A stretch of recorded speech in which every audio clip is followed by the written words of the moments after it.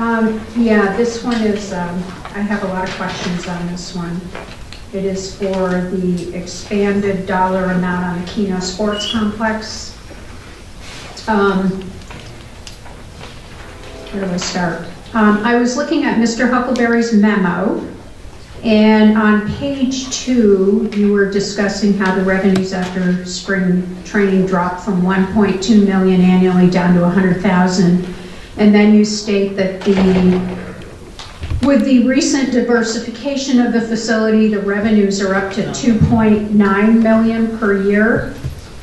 And I assume you meant from events. And I pulled up the budget data, and I did not find that we were getting 2.9 million per year from outside revenues. What I saw was about 1.1 million in the budget that you had.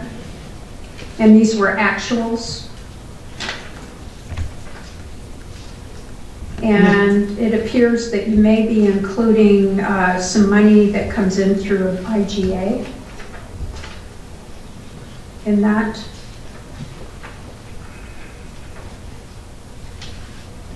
So I'd like, the question is, that you state the revenues have gone up to 2.9 million. How much have the revenues gone up associated with usage of the facility?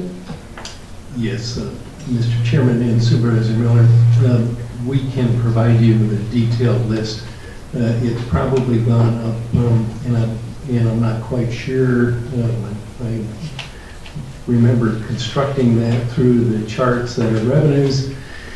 And my guess is that the actual usage fees and others that come from actual utilization is about 1.2, 1.3 million. The balance is other events, and perhaps there's recreational uses and sports uses, and then there's commercial uses or rental uses that deal with gem shows, probably excluded from that, and that's about $400,000 in revenues. And there's additional revenues now coming in from the facility across the street that was at one time the YMCA that we've taken back and put in the event center. So I'll get the board a spreadsheet of the increased revenues and their allocations by sports and by commercial rents. Okay, because it shows it's got the, for the stadium district for the 18-19 adopted budget, it shows actuals for fiscal year 17. The charges for services was just slightly over $1 million. And the intergovernmental transfer, is that the bed tax monies that are used to subsidize the stadium district? Mr. Chairman and Supervisor Miller, it's probably the it's not the bed tax, it's probably the car rental tax. Car rental tax, okay, because the bed tax was $2.5 million. Correct. Okay. So that's the car rental tax, that 1.6 million, and we show that going down, what is being transferred into the department. It was 1.6 million actuals in 17, and then for this fiscal year 19, we're projecting 1.479 million.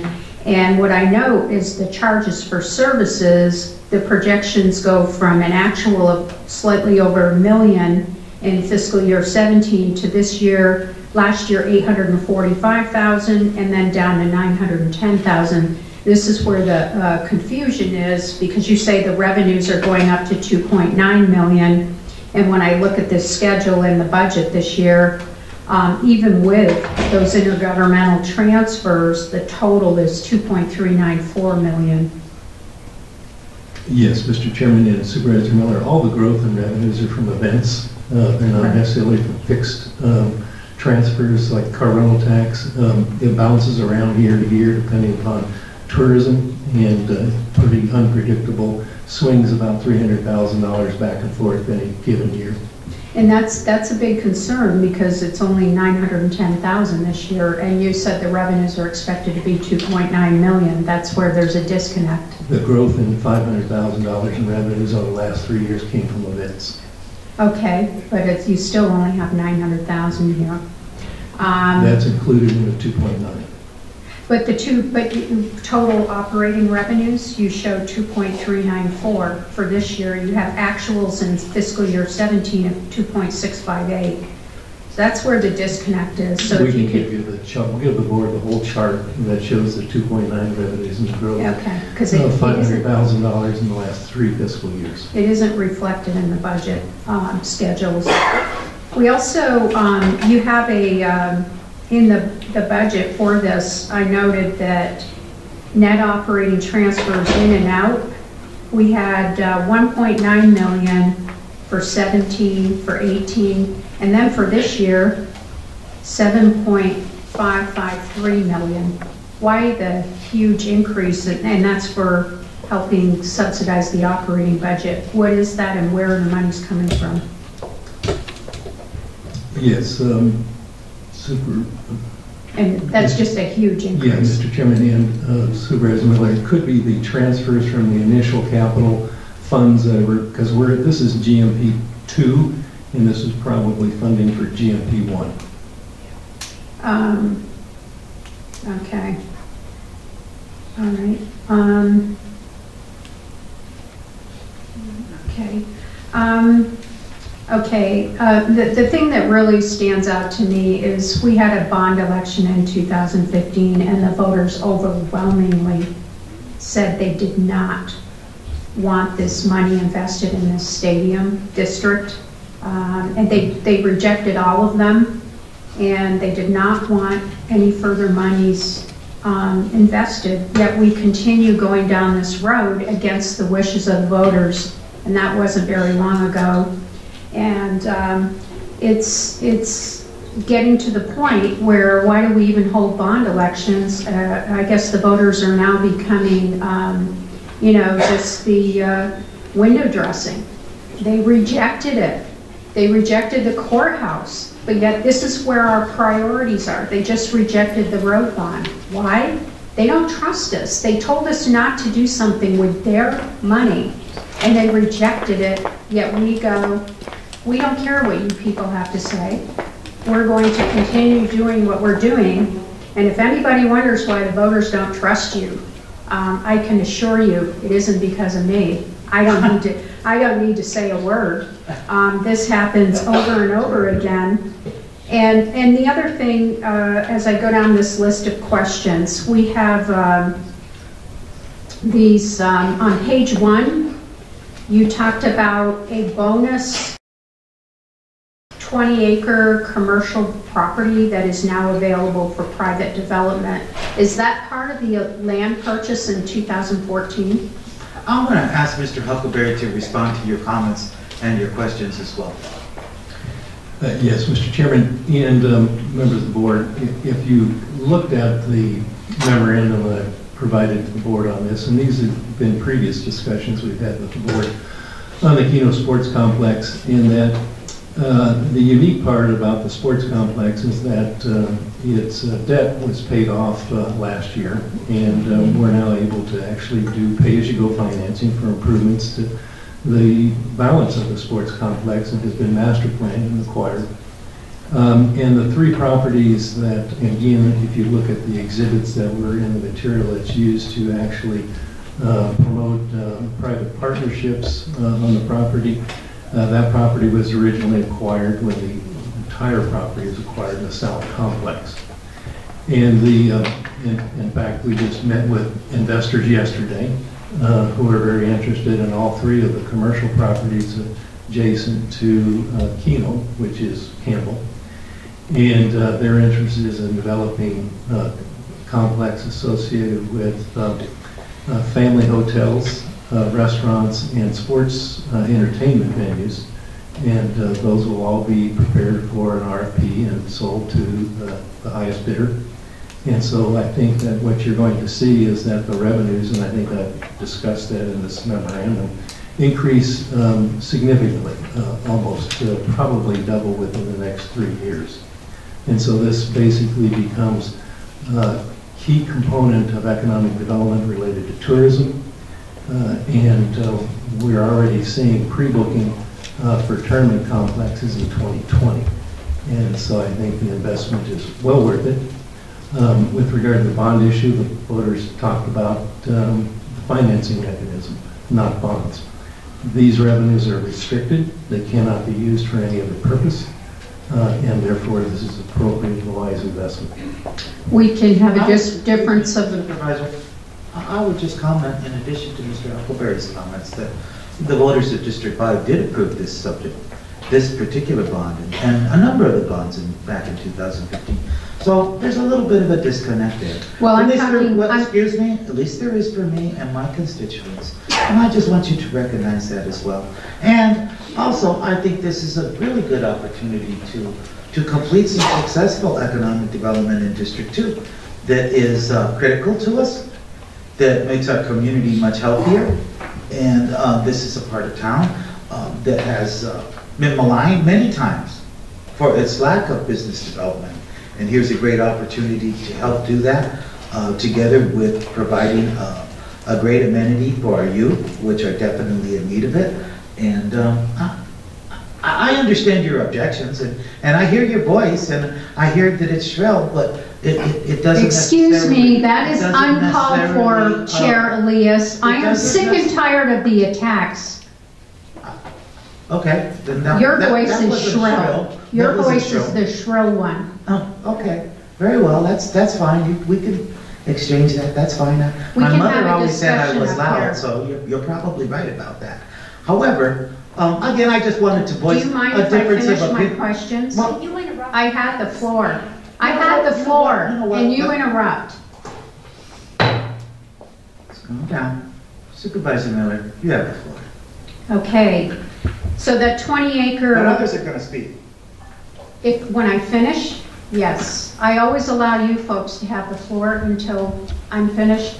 You can have the floor when I'm finished. I'm sure. I will. The bonus 20-acre commercial property is from the original purchase, not from the 156 acres that was purchased July 1st of 2014. Is that correct? Because you said it was from the original South Complex purchase. Is it from the original land? Or was it from the July 2014 purchase? That's a pretty simple question, yes or no? Mr. Chairman and Supervisor Miller, the original purchase of the property where the sports complex is located occurred in 1974.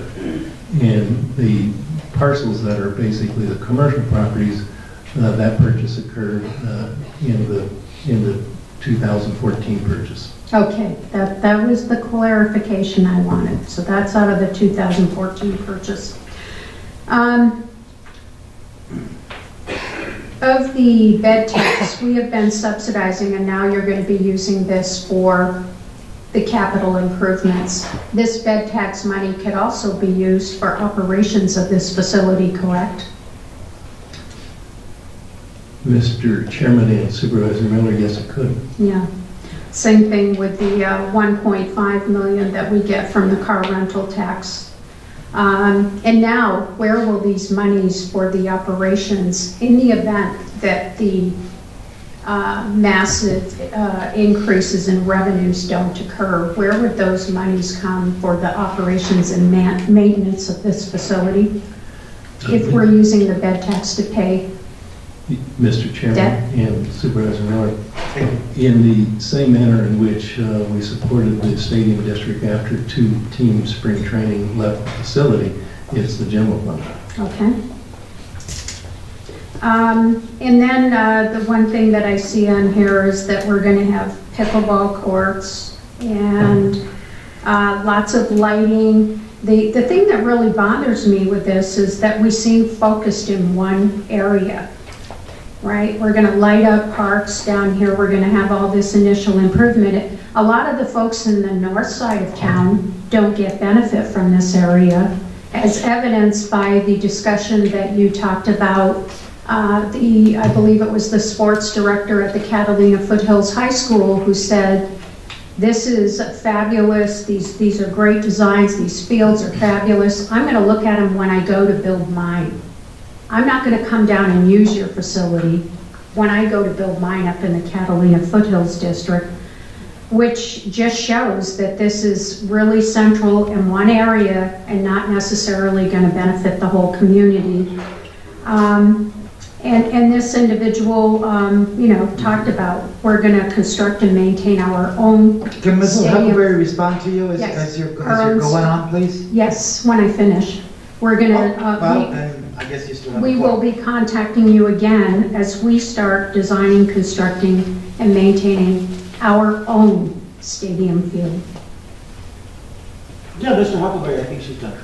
Yes, I'm not done, but Oh, you well, can this respond. round, that's all I meant. It's okay, Al. Mr. Chairman and Supervisor Miller, in the materials that was basically attached to the memorandum, there's a time travel chart, and the time travel chart is actually pretty conservative, and it indicates that the Kino Sports Complex basically is tributary to about 80%, 85% of the regional population with a 20-minute drive. And therefore, I think all you need to do is talk to the amateur sports and the youth sports, youth soccer in particular, and how many of them from the foothills use this facility. I've talked to a lot of them, and they don't really appreciate that they don't have the fields up in the north side of town. And then as I read through this memo, the original construction budget was $18.6 million, and is now, after your ask in January, is going to escalate the cost of this by 40% increase up to $26 million. And it appears that is the result of doing these specially designed fields that have a sand base and irrigation built in the event of a rainstorm. Is that why we had the 40% increase? That's what I gleaned from your memo. Yes, Mr. Chairman and Supervisor Miller, that's what I said in my memorandum. And they're really to develop professional capacity with regard to the fields, such that they can be used for both professional and semi-professional amateur sports, both all field sports associated with it, either soccer, rugby, or any other of those sports. And that's in lieu of a recreational field that you basically can utilize, but as you know from the parks along the Rito in your district, that basically they get their recreational fields, and they can only basically stand so much use until they have to be rested for months. And that interrupts the recreational opportunities that are provided in that area. Okay, that just seems like a huge expense to go to an additional $8 million from the original. I guess, you know, we call this a guaranteed max price, but it seems to be a moving target. Went from 18.6 up to 26 million. As I went down through the contract, you have a list of exclusions in there. And there were several that really raised a red flag to me that you talked about. One exclusion is item number 4, testing or handling of hazardous materials. I know when this land was purchased, there were a lot of allegations about it being a brownfield. Have we ever had it tested? Mr. Chairman and Supervisor Miller, all of the testing and the environmental clearance was basically accomplished when the property was purchased, and there were environmental studies and reports done at that time, and there's no need to duplicate those. But were there any issues, any hazardous materials, or any issues with it being a brownfield? Madam Chair, Mr. Chairman and Supervisor Miller, no, there was no hazardous materials and no brownfield designations. The only thing that was on the property was debris left from homeless camps. Okay. Okay. And item number 8 doesn't include any security or anything, any closed circuit cameras or anything like that. All that is going to be additional cost if we choose to put those in.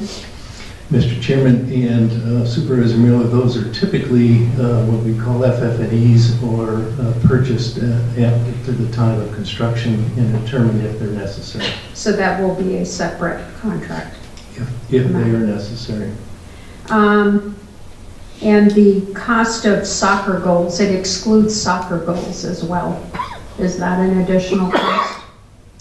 Mr. Chairman and Supervisor Miller, typically all of the, we'll say, athletic specialty equipment is an add-on and something purchased at the end.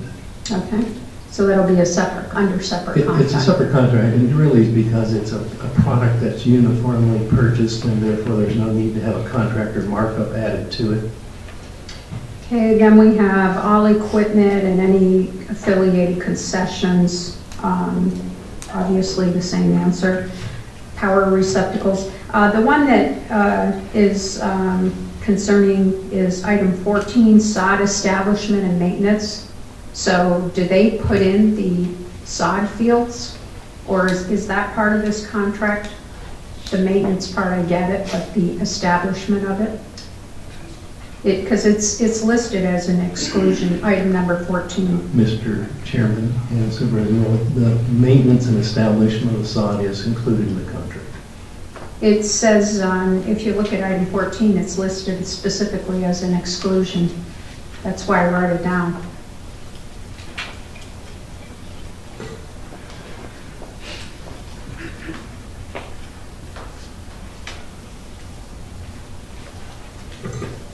It is on page, it's under the Kino Sports Complex GMP 2 estimate notes. There's no page numbers here, so I can't give it to you, but they have it listed as one of the exclusions when you go into the detail of the contract. It's right after the signature document signed by Mr. Straub. It's the next page.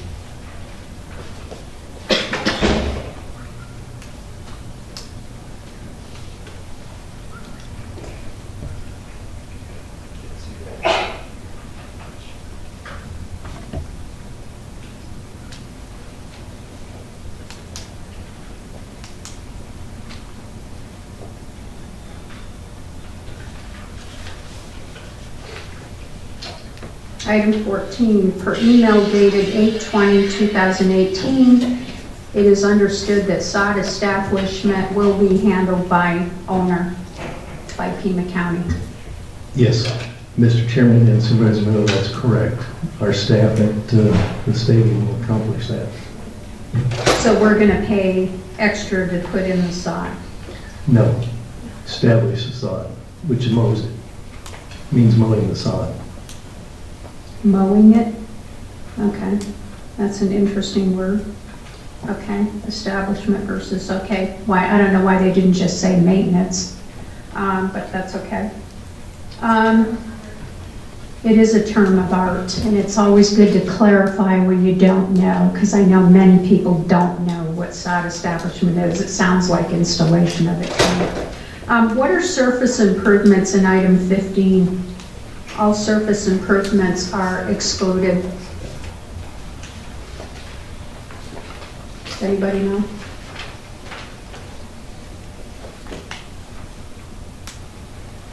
Okay.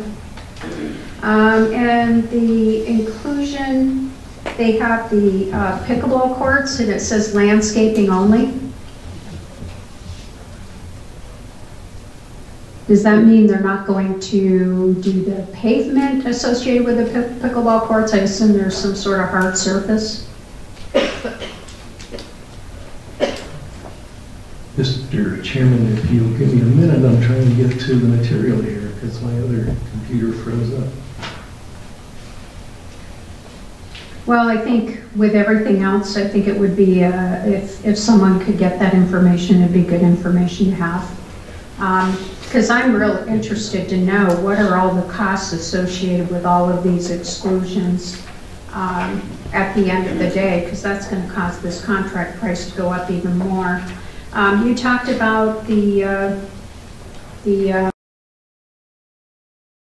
car rental tax and the bid tax only being able to use for specific activities. I've got the statutes, and you know, we can use it for construct, finance, furnish, maintain, improve, operate, market, all of these activities associated with this type of facility. And I just question the, why we are going into debt, mortgaging county buildings, by the way, to be able to build this complex and use that bed tax and car rental tax for paying debt versus just using the monies for the operations we have going on there now. And instead of funding the operations and management out of the general fund, use that bed tax money there until we get financially able to fix and repair our roads. Once you start using that money out of the general fund, those are monies that cannot be used for roads. And as we all know, it is not illegal to use general fund money on roads, and the HERF and VLT, that those monies go into the general fund portion, and that's being used in other areas. And I believe the wisdom of doing this now, I don't think it's the time to do it. I know we have these opportunity zones for investments, and I just think we need to wait until we have the infrastructure's not there, the hotels, the restaurants. If I look at the one up in Phoenix, they had all these hotels, they had all of these restaurants, they had all the infrastructure in the area, and they also had the Diamondbacks baseball team that is, over a period of time, I believe the last 7 years, donated $10 million to building fields and lighting. They do these grants every year. And we're not in the position to be able to do this. The voters said no, first of all. That keeps coming back to me. The voters said no. And you said they didn't reject bonds. Oh yeah, they rejected bonds. It got voted down. I don't know how you can leap to the conclusion that the voters didn't reject going into debt to build all of these things. And we can agree to disagree on that. But I think it's specifically not an investment we should be making at this time. I think would be much wiser to hold off on that, use those bed tax monies to subsidize the operations and maintenance as it exists, because as you know, as we build these facilities, guess what's going to go up? The operations and maintenance costs, and then all of these costs that I just went through that I don't get a good answer on, that I don't have an estimate of what they're going to cost. And you did reference the one last thing I'd like to ask for. You referenced a pro forma financial statement. We don't have a copy of that in the background material. It was done by the some stadium facilities association or something, SFA. I would like to get a copy of that because you referenced it and I didn't see it and it was not included in the background material. So if I could get that, again, I'm going to object to this because in the wrong time, whole lot of money without any guarantees that this business is going to come, building it and hoping they'll come, I think is a really bad approach. And this is a huge amount of money. We did the same thing with the courthouse. The voters said no on that. What is it, 25, 30 million? Again, the voters said no at investing that amount of money. And I think it's time that we actually started listening to the voters. And until we start listening, we're going to continue getting these rejections at the voting booth. Thank you. Mr. Chairman? Yeah, Mr. Christie. You referenced your district wanting this project for some time, that it won the bond election over that course. I'd like to bring up my district as well. It's the fastest growing district in Pima County. They have been thirsting and screaming for years for recreational facilities on the southeast side and the east side.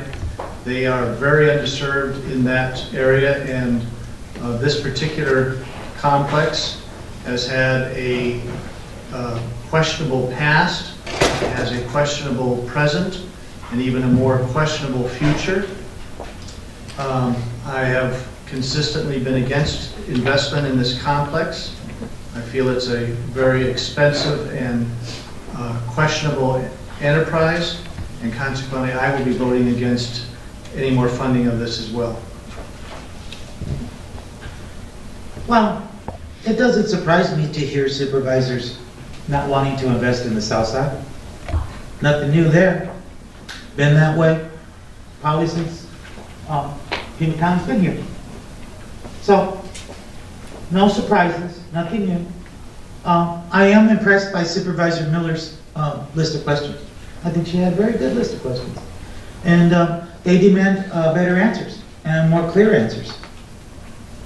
So I'm going to remove my motion to approve. I'm going to make a motion to move this to our next meeting so that Chuck has a chance to put together a more detailed memo regarding Supervisor Miller's questions. And I don't know, Supervisor Christie didn't really articulate his questions, merely insinuated that it was questionable and questionable and questionable. Okay, I can understand that. But as a District 5 supervisor for 16 years, I've heard all that before. So, I'm going to make a motion to move this item to our next meeting. You need to withdraw your... I did. Okay. But you didn't have the seconder with... Oh, okay. Well, I apologize then. Just procedurally. I understand, Supervisor.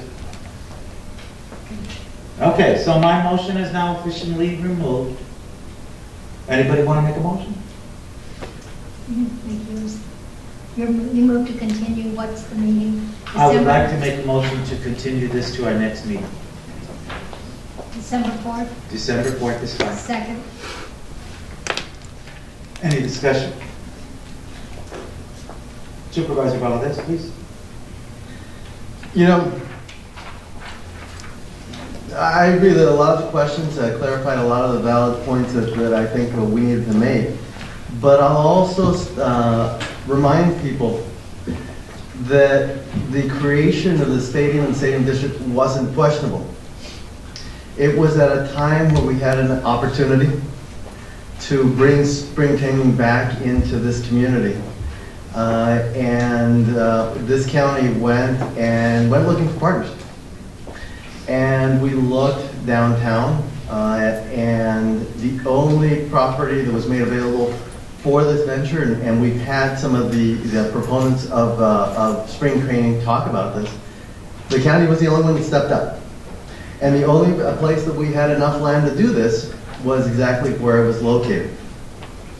Now, fast forward to the time when the White Sox were going to leave spring training here, and we're going to be returning back to Maricopa County, which obviously precipitated the leaving of both the Colorado Rockies and the Arizona Diamondbacks. We actually were, as Mr. Huckleberry talked about, in a precarious situation because we had this asset that we didn't know entirely if we were going to be able to fund or if it was going to be successful. And for a number of years, it wasn't. But today, I don't think it's fair to call it questionable. If you take a look at the reports that we've talked about and Mr. Huckleberry cited, and I'm sure Mr. Huckleberry will send them to the board again because he's prepared them a number of times, that show that the facility itself, now that spring training isn't there, is actually not only paying for itself, but I believe making a little bit of a profit. Now, is it fair to say that additional services, additional facilities is going to create a cost? Sure. But you also have to understand it's also going to create an additional revenue stream.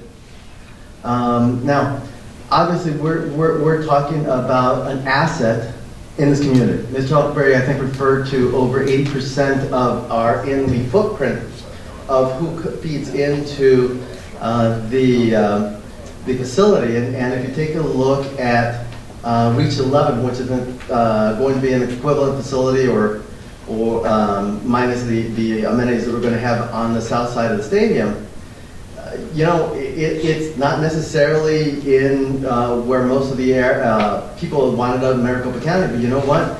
People will travel.